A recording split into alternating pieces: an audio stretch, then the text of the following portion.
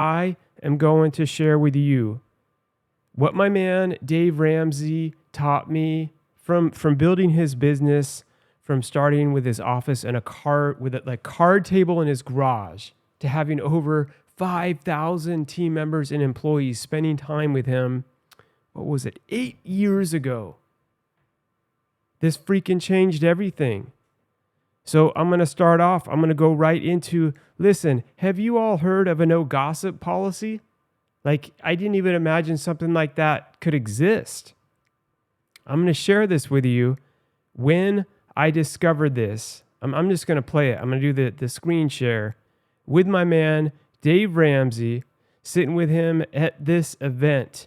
And this is part of what we do with our company. I talk about it in my book, 16 Reasons Why Your Business Sucks. It's become one of our core values. It's in our team member employee manual. We do it when we start training.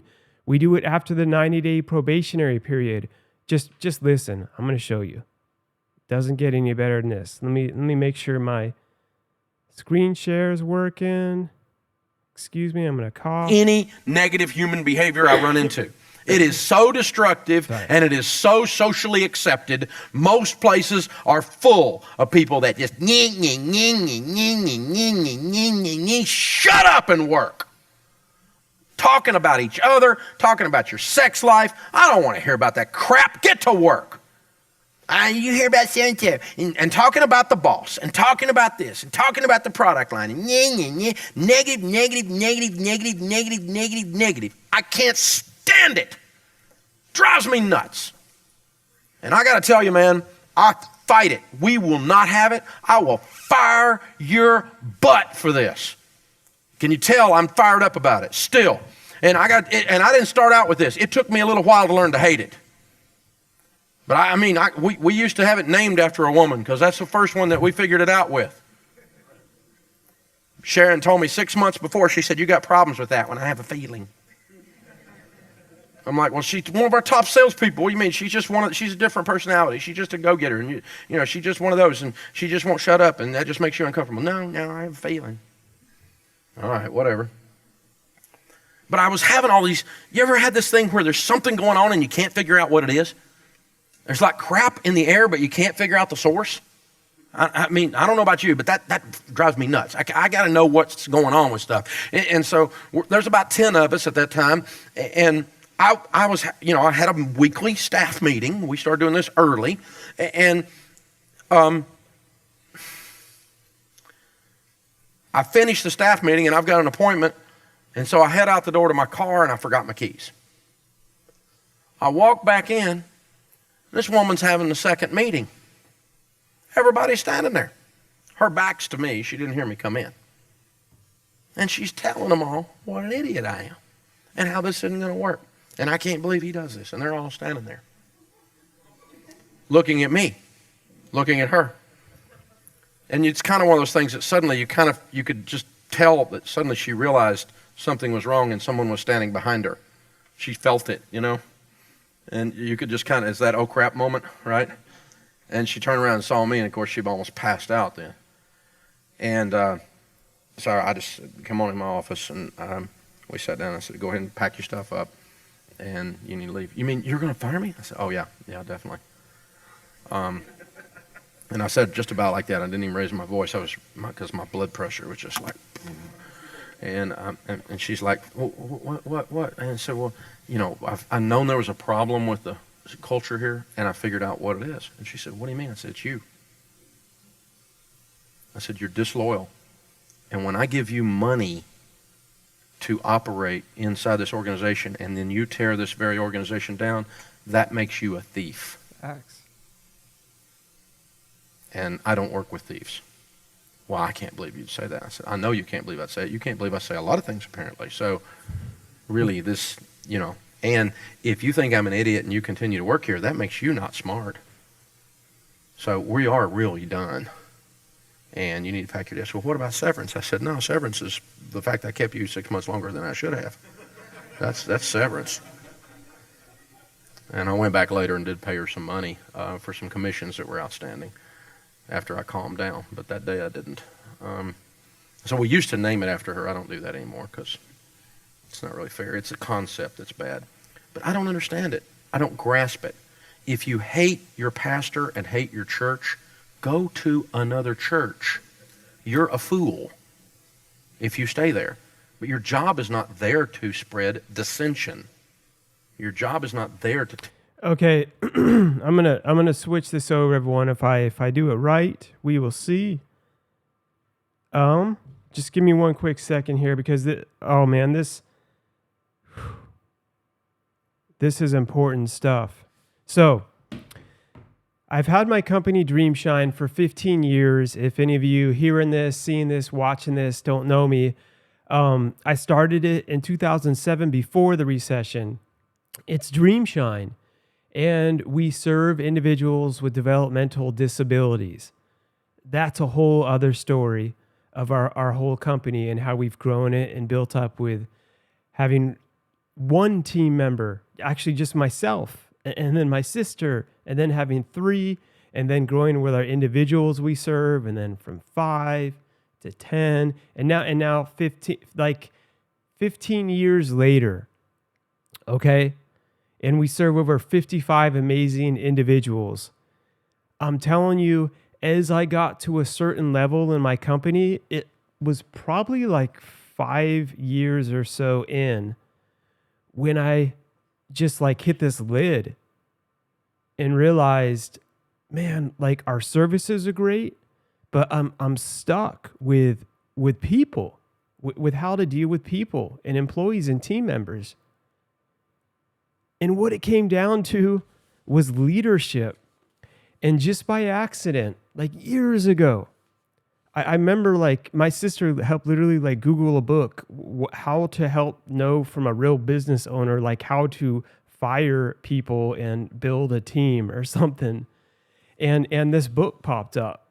I always show it, Entree Leadership by my good man, Dave Ramsey. And at that time, let me switch this camera back over. Boom, Carl, you'd be proud of me. At this time, I hadn't heard any of Dave Ramsey. I hadn't done the financial part, all of that. But when I started reading his book, it was like the first time when I'm like, oh my God, someone is writing from real life experience of running an actual company, of starting a company from the ground up and sharing like the fear and the doubt and the battles you go through. And it's all about like learning the skill.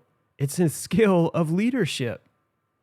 And years and years later, 15 years later, it's so crazy that not only after being at his events, but having shows and having Dave Ramsey, having so many people from his team, other speakers on my show, being on their shows, later on led to me having my second book right here, 16 Reasons Why Your Business Sucks. How to be, the subtitle to make you feel better, it's how to be freaking awesome at every level of your business, leadership, profits, and build your own dream team. But anyway, that's not what I'm getting into right now. I just want to share this with you. And I'm going to talk about leadership ongoing more and more along with everything else. But a lot of the times I've learned when people get to know me from speaking and stuff, they're like, Mark, I didn't know that you knew so much about business and that you've been running and are running and have run a company for over 15 years. And I talk about that's like the foundation of everything that I do. So this no gossip policy and learning about, like I'm telling all of you, learning the skill of becoming a leader will change everything. And as a matter of fact, you will only make it so far as an entrepreneur, as a business owner, if you don't learn to truly master the skill of great leadership, and it's a skill, you'll never, ever make it to that next level. That's how we've continued to build the best like team in the world, our dream team, the dream team, changing lives for individuals with developmental disabilities. And this applies across the board. Dave Ramsey's company is totally different than mine. I got to know other business owners. They owned oil companies. Like I said, that the CEO from Chick-fil-A was there. People who ran construction businesses, small and large. Dave Ramsey's company at that time had over 5,000 employees, starting, like he said, with just one or two or three. This story he was sharing on their no gossip policy, like what this comes down to, I just want to share this with you. It's important.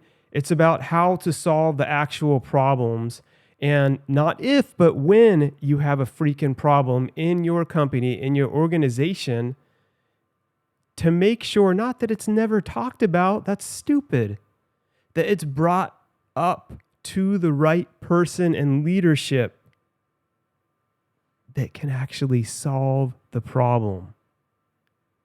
Like what he was starting to say, the freaking gossip of people saying, oh, this is going on because of that and that and that. It creates all this drama and makes things negative. And worst of all, when you care about your business as a leader, the problem never gets fixed because guess what? You don't ever freaking know about it. So I learned from him about this no gossip policy. And then over the years, we've applied this and so much more to our own company and in our own way, by the way. So listen, get knowledge from other people that have been there. Like for me, from my book, from Dave Ramsey, but then you apply it for how it works best to your company, to your business, to your culture.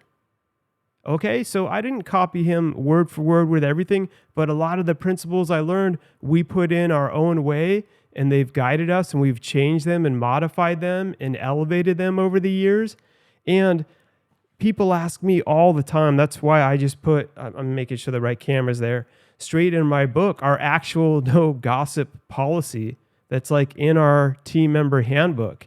And it's the same. If any Dreamshine team member is caught gossiping, they will be given one warning sometimes in a coaching session, depending on the severity of it. And we'll talk to them. We'll explain to them the why and the how and what it means. And if it happens again, they're going to be terminated. That's how toxic gossip is. Now listen, over the years, we've actually only had to do this one time, actually terminate someone for it.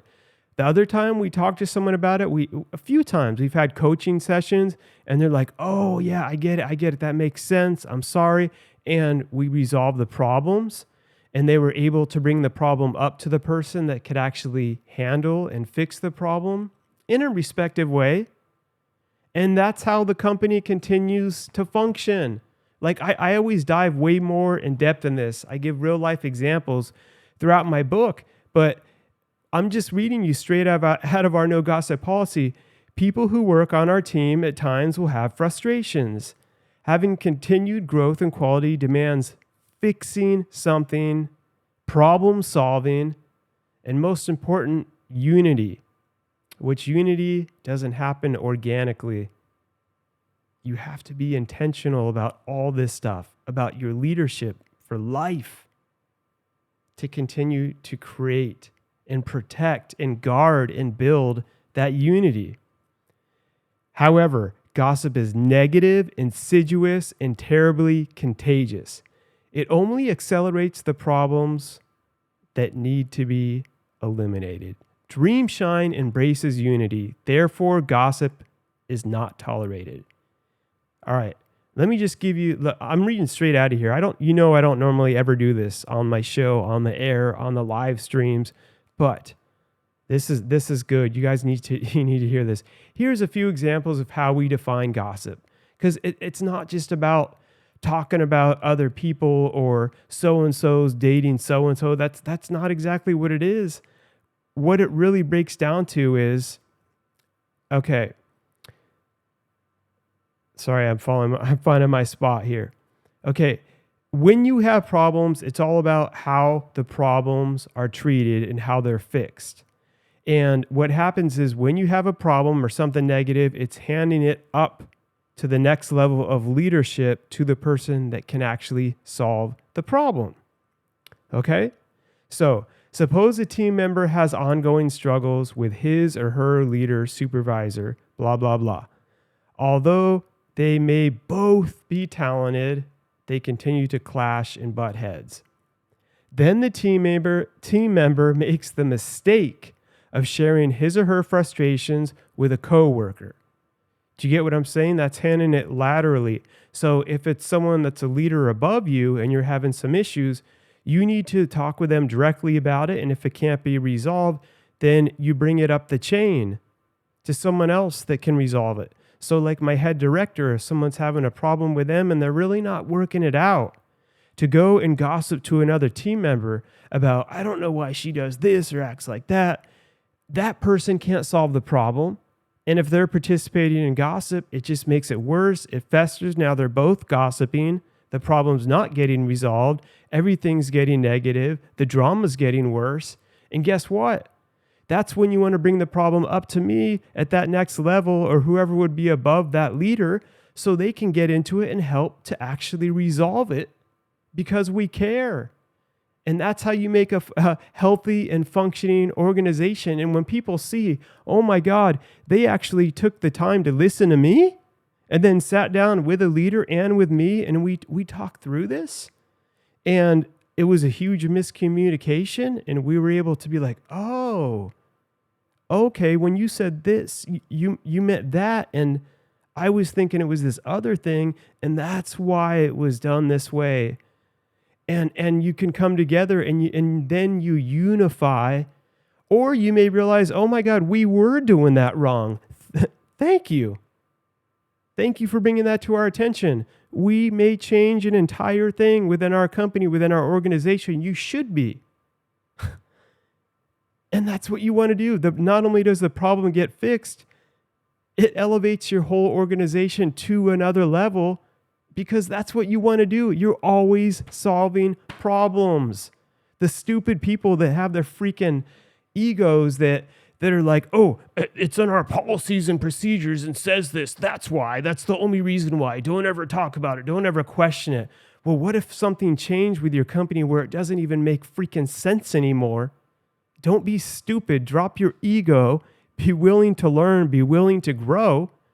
On the other hand, if it's something else, and usually we're able to come through and resolve it, we've had some people that they just can't comprehend it, and they're having their own issues, and they just still are used to wanting to create that drama and that ongoing gossip, and no answer is gonna please them, and they don't want to unify. Then at that point in time, we're like, yeah, we've talked this through, and here's what we need to do, and here's what we can do to make it better. And they don't want to learn, they don't want to grow, they keep doing this negative crap, then it's like, okay, cool. You don't want to do this, we're all doing that. We're all going to another level. Bye. So you're choosing to leave. You're choosing to fire yourself, as I say, in that situation. But a lot of the times it resolves itself. Sometimes people will weed themselves out when they realize, whoa, this company, like they all care and they kick butt and they work hard. And they don't just sit here and gossip about people. They actually solve problems. And they're not constantly creating drama like a freaking soap opera. I don't fit in here. Something's weird about this. And they leave. Thank you. Bye. Because then we attract in other amazing people. Like we say, eagles. Eagles only soar with other eagles. But if you aren't strict about this and you keep these people on, and you're not intentional about, and this is just one of a million things that we do. I talk about it all in depth in my book. It's here, it's on Audible, it's anywhere books can be found.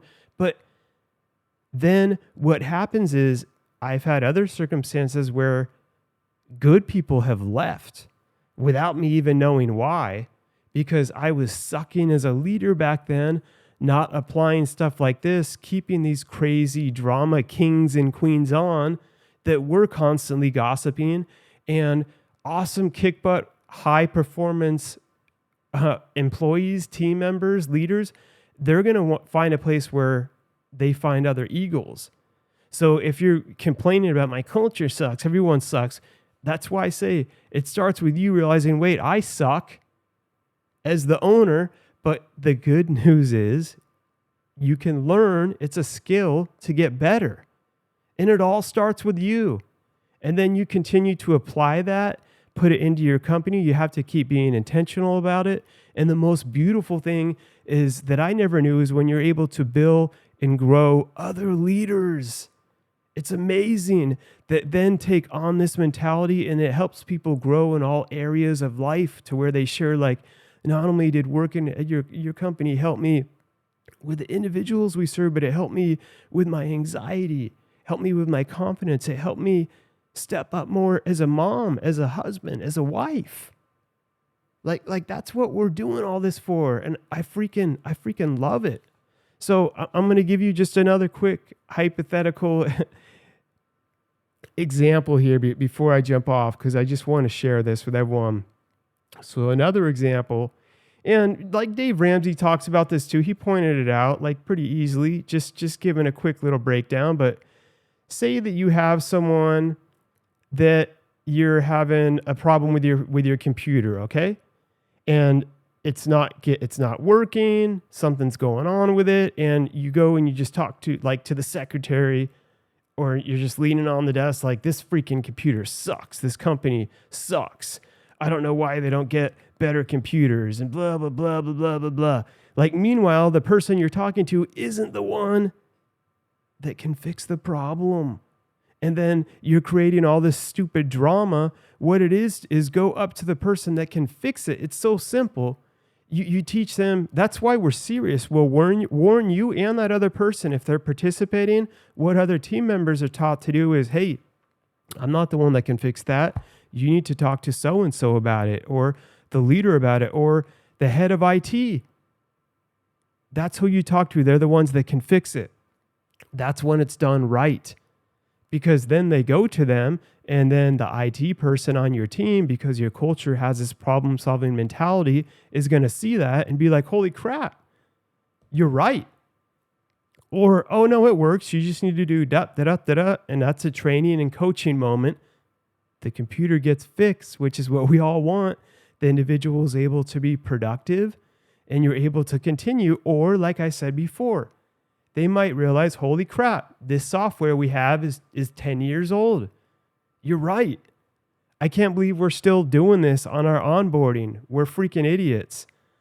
That makes me an idiot. And then I'm like, yeah, okay, as the owner, that was dumb. Let's make sure we don't ever let that happen again. Let's make sure to make a new thing. Anytime a new team member has a computer and they're brought on board with a software, we're always ensuring it's the most updated piece of software that works correctly ongoing. And we add that into like our checklist. That's how you grow. That's how you elevate. That's how you continue when people see like, oh man, the systems you have are more and more efficient. How did you do that? It's like, because we did it the wrong way all these times, and we kept wanting to improve and get better. And then we make a system from those mistakes, which turns into wisdom. Okay? But it comes from these things. Again, like handing your negatives up, your problems, your complaints in a positive way, in a respectful way. Okay? You don't have to be all fake and cheesy like, hey, it's sunny out and blah, blah, blah. Just be respectful. You hand them up to the person that can fix it. Now, anything positive you have to say, tell that to everyone all the time. That's great. Man, our leaders freaking amazing. They care about people. They help people here. It's different here. They do these special rewards at our monthly all-team meetings. They have we have a token of awesomeness machine where like the claw goes down. It's filled with money. You win prizes. You win candy. You win all this cash. Like, we do things differently at our meetings. And they talk about that. That's cool. That's amazing. That's not gossip. That's a positive. That's great. Talk about that with everyone. We love it. But not if, but when you're having a problem, you take it up to the person that can fix it, and so on and so forth. And that is a game changer. Now, one thing I want to tell all of you that's important before I jump off here is, you can't just have these like policies and not follow through with the action on them. And that's the next thing I see. And I'm going to talk about this on another episode about firing. And I go into it like when, why, and how to fire someone the right way. Because if you're having this no gossip policy and you're acting all gung-ho about it and you're teaching it, but then people are doing it and you're continuing to just talk to them about it and you're like, well, I'm so strict. I talk to them, I tell them this once, and then we terminate them if it doesn't change. If it doesn't change and you don't follow through and terminate them, no one's going to take you serious. That's not being a leader. That's being a freaking spineless coward. You might as well go ahead and work for the government if you're going to have that mentality. That's not a leader. Listen, a leader you're not going to love it. It's going to feel uncomfortable. In your head, you're going to be like, oh man, I just want to talk to him one more. I want to talk. No, you've got to stick through it. It takes being courageous because you got to look at the bigger picture. Whatever it is, your company, our company, Dreamshine, I say number one, when I'm looking on all these situations, not what's best for me, for them, I have to look at number one, what's best for Dreamshine.